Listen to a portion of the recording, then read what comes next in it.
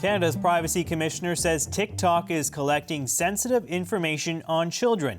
An investigation found that the social media app is not doing enough to prevent the collection and use of sensitive personal data from users, including Canadian children. TikTok says it has 14 million active monthly users in Canada.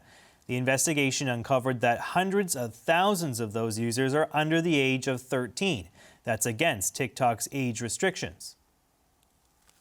Privacy Commissioner Philippe Dufresne joins me now. Thanks for coming on, sir. Nice to see you. Happy to be here. So tell me what you uncovered about TikTok in your investigation. So we made public the result of our investigation with Quebec, Alberta, British Columbia into TikTok. And we were really looking at how are they protecting children's information and therefore children on the platform. And we found that there was a very high number of kids, 500,000 every year, that was underage kids, under 13, that should not be on the platform, but were able to make it on the platform. So we found that the methods that TikTok was using to keep those kids off were not high enough. We found that instead TikTok sometimes would use higher technology but for advertising purposes, but not to keep children off the platform. So we found that that had to be fixed. We also found that the communication and the information given to Canadians and to Canadian kids was not sufficient. So people wouldn't know what's being done with their information, what's happening, or that would be really hard to find. So again, we found that TikTok had to do more to inform Canadians, and I'm happy to report that they've agreed to do this. So it's an important outcome that's going to change things for the better. So TikTok says its platform is not intended for children, but as you say, you've uncovered hundreds of thousands of Canadian children. We're talking about children here, right? These are people 13 and under. Not a couple dozen, not a few hundred, hundreds of thousands of Canadian children on this TikTok app, despite their own terms of service, right? Like they say that this is not intended for kids and that they do not want people who are under the age of 13.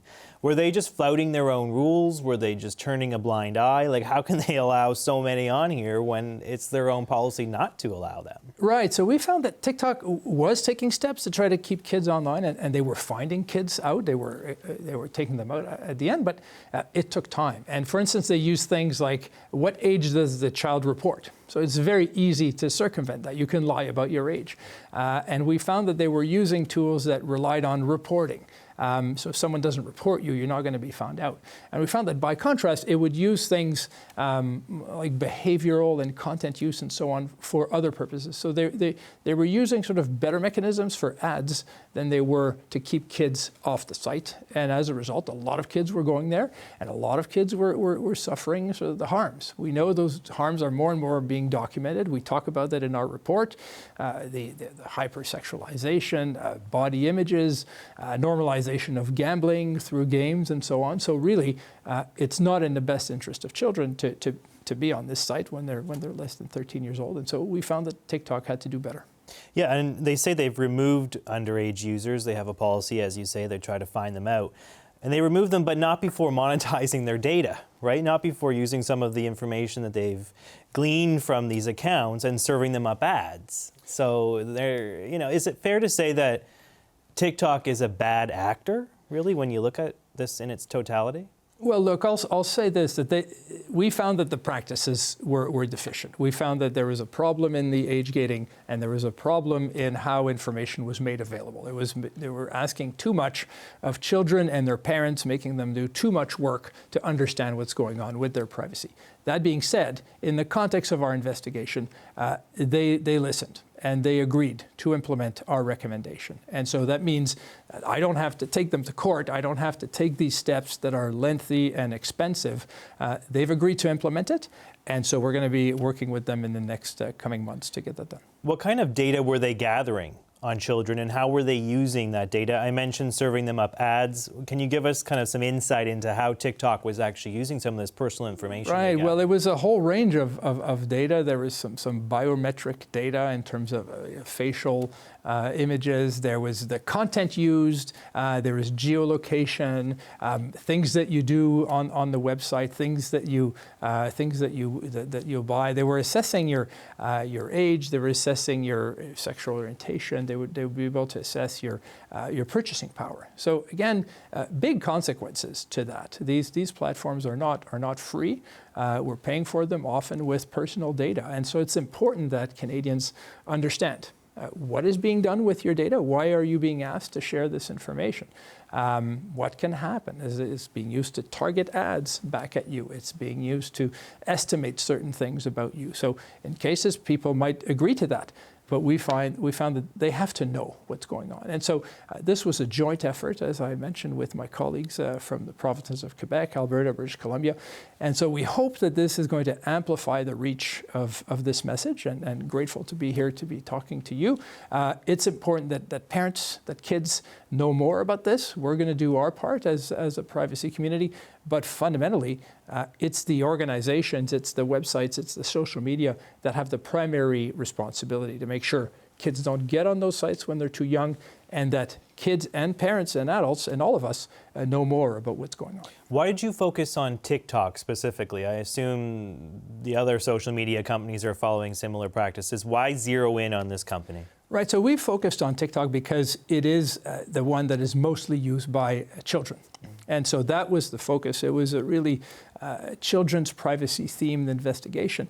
That said, the conclusions that we make, they would apply to any other social media platform. And so we hope and expect that they're going to pay attention to this and take note of our expectations. We want more rigor in the age gating, and we're going to be working with industry on that.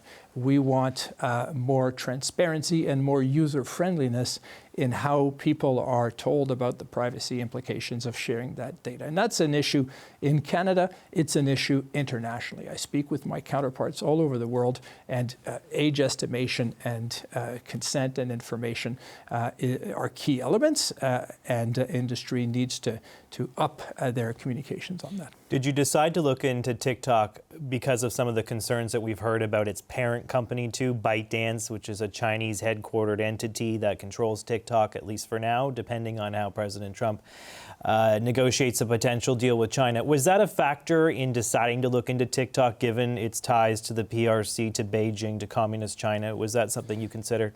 The reason we focused on this company was because they have significant number of children users. So that's what this was about. The issue of data leaving Canada, the links with China, the government's decision to take steps in terms of asking the Canadian subsidiary to wind down. We mentioned that in our report, and we asked TikTok to make this more explicit, the fact that data is being shared outside of Canada, including in China, and that there are risks that the Chinese government can access that. So we found that that's an important thing for Canadians to know before going in. Would an ownership change, if it is in the hands of the Americans, would you feel more confident about TikTok and its policies? I mean, there are concerns about China being a bad actor, and would you feel more comfortable if Trump is able to broker some sort of sale to American interests? Would that give you some comfort? Well, I think what gives us some comfort is that the organization has agreed to our recommendations, and we're going to be monitoring it. And if it's not complied with, there are steps that we can take. We don't want to have to take those steps. I don't think we'll have to take those steps. Any new owner, and that's true in any case that we do. Sometimes companies are sold, sometimes companies change jurisdiction. My expectation is that they continue to comply with Canadian law. And that's also why I'm working very closely with the world community in privacy, so that we can expand our reach all over the world. All right, let's leave it there. Privacy Commissioner Philippe Dufresne, appreciate you coming on, sir. Nice to see you. Thank you.